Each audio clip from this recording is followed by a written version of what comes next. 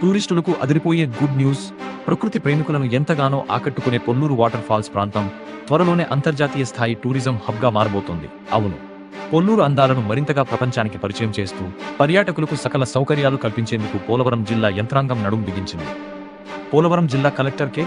Dinesh Kumar, joint collector Surapati Prashant Kumar, Chintur ITDA project అధికారి శుభం నక్వాల్తో కలిసి చింతూరు మండలంలో సుడిగాలి పర్యటన చేశారు.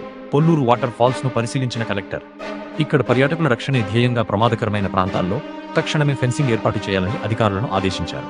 ముఖ్యంగా యువతీ యువకులు ప్రాణాలు పణంగా పెట్టి సెల్ఫీలు తీసుకోకుండా నిరంతర నిఘా ఉంచాలని స్పష్టం చేశారు.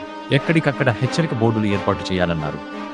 రాబోయే వర్షాకాలాన్ని దృష్టిలో ఉంచుకుని పొన్నూరు హైడ్రో పవర్ ప్రాజెక్టులో విద్యుత్ ఉత్పత్తికి ఎలాంటి అంతరాయం కలగకుండా ముందస్తు జాగ్రత్తలు తీసుకోవాలని అధికారులకు ఆదేశాలు జారీ చేశారు. అలాగే డొంకరాయి చెక్ డ్యాం, పికప్ డ్యాంలను పరిశీలించి గేట్ల పనితీరును, నీటి నిల్వ సామర్థ్యాన్ని అడిగి తెలుసుకున్నారు. వరదలు వచ్చే సమయంలో దిగువ ప్రాంతాల ప్రజలకు ఎలాంటి నష్టం జరగకుండా నీటి విడుదలపై ముందస్తు సమాచారం అందించాలని ఇరిగేషన్ అధికారులను అప్రమత్తం చేశారు.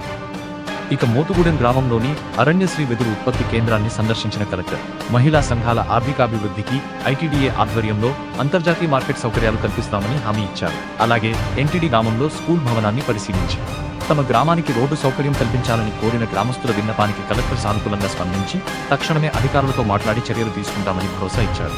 ఏదేమైనా కలెక్టర్ తీసుకుంటున్న ఈ చర్యలతో అటు పర్యాటక రంగం, ఇటు స్థానిక ప్రాంతాలు సరికొత్త రూపు సంతరించుకోబోతున్నాయి.